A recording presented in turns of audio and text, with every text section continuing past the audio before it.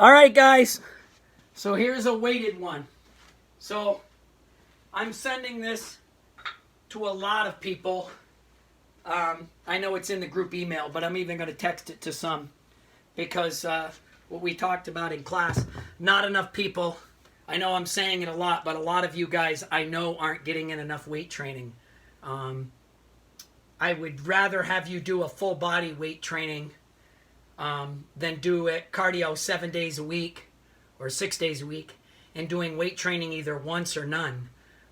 A, because you're not confident on it maybe without you and I together, or B, maybe you're just not a weight training person and you'd rather go for a long walk or run or bike or paddleboard or canoe or kayak, whatever it may be. Whatever it is, the cardio is nice and it's fun for most of us, especially in Vermont, but weight training is very, very important. So I'm doing a full body workout today with the weights that we did in class. So we're going to start with a squat with a fly. So I'm just going to squat down, a nice basic squat, okay? I'm trying not to push my butt way out. So I'm going to squat down and I'm going to come up and do a fly. Now when I do the fly, we're going to try to hit the side delt. We're going to try not to turtle. And we're only going to go up far enough to fire the delt. If we go up any higher, we're not really firing the delt. We're straining the neck and the traps. Okay? And the traps are the top of your shoulder into your neck. So we'll squat and fly. Now, if you don't have a lot of weight, maybe do 15 to 20 reps. If you've got weights that are adequate, 10 to 15 reps for everything is plenty. Okay? Then we went to a lunge with a little a different shoulder exercise for up over your head. So I'm going to hold this way with my palms facing the camera. I'm going to step back and go above my head and stand back up. And then I'm going to step back and go over. Okay, so as I go over, I'm getting the side delt and a little bit of the rear delt. But I'm also, when I'm lunging, I'm trying to lunge at a 90 degree. You don't want your knee over your toe. And you don't want your heel way in the front. So we want to be dead center. So when you come up, you can fire your quad. All right? So that's really important. So we're going to do both of them. Then I thought this would be easy for everybody to get because we do them in class all the time. We did our little stiff-legged or Roman chair bends to get the hamstring involved. So there's the hammy. I'm using it right here. That's why it's prevalent and it's out. So I'm going to get to this position and I'm going to fly. And then I'm going to come back up and squeeze. And then I'm going to come down to here and fly. Now the secret is, if you guys can see, my toe is right here. I'm flying out from my shoulder. I'm not bringing it back and I'm not going over my head. I'm going right out. And I'm using the back of my shoulder to feel the pull. Now, arms should not be extended straight. A 10 to 15 degree bend and get the deltoid to do the work, okay? So it's the fly and up. Then when that's done, we've got a couple exercises left. I'm putting my feet at a right angle, okay? So I'm engaging my core. I'm going to do a 3-part. I love these just for the simple fact is they flow nicely and easily, and you're going to get full body with still some stretching. All right, so I'm at my right angle. I'm going to take my arms.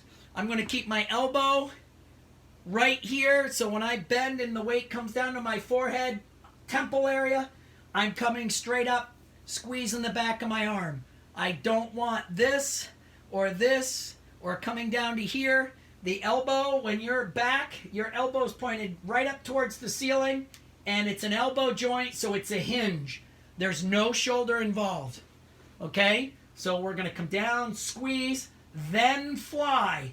And when I open with my fly, my elbow touches in my tricep, but not the back of the wrist and the weight. And I want to keep it over my chest, okay?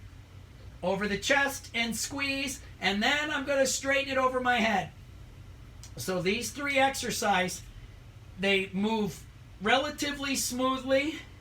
You're going to end up getting chest, tricep, and some back and lat, because when you stretch from here, you're going to get all down here. All right? And you might even stretch your tricep a little bit from working it. When that's done, just drop a weight. I'm going to straighten out one leg. The weight is going to stay in my arm, and I'm going to keep it straight. I'm going to do an opposite toe touch. So I'm going to get to here, breathe out, and try to squeeze with my ab, not with my neck and straining. Big deep breath and squeeze. Now, I told them in class, if this bothers your shoulder, then take the weight out of it and just do the opposite toe touch unweighted, okay? So, one of the things that I talked about in class is range of motion. And why this is important is that we found out when your arms are above your head, especially like on a floor, one might like to go to the floor, one might not. When you open up the chest fly, one shoulder might pinch or maybe both. It's all on posture. Okay? So all of you guys that are working from home, I can guarantee you you're here. Even when you walk, you're doing this. It's posture. Okay? Shoulders are down, head is up. I'm saying this not to scold people, but that's just the reality of the situation. Most of our posture sucks. So, chin up, shoulders back, not pinned back, just back. Open up your shoulders. These exercises will also let you know if you got stiff shoulders. I can't stress enough. If you've got enough weight, make it happen. Make it work. If you don't, when you're doing something like the flies, do the exercise first, then come up and do it so you don't have that leg momentum. So maybe I would squat, come up, then fly. If you got enough weight, use the full body and really push it and go heavier than maybe you're comfortable. Remember, I can't stress this enough. Comfortable means you're not going anywhere. I know it's sad to say, but uncomfortable breeds goals next level. Okay? So a lot of us stay with cardio, and we like cardio because even though it was uncomfortable in the beginning, it's not uncomfortable anymore. Weight training, you can always make comfortable because we can always change it a little bit or add weight. So we could either add an exercise or weight. Cardio people, I do my cardio every day. I'll run a 8-9 minute mile, but if you tell me to do, let's try to get a 7-minute mile or 6, now that makes me uncomfortable. I got to work harder.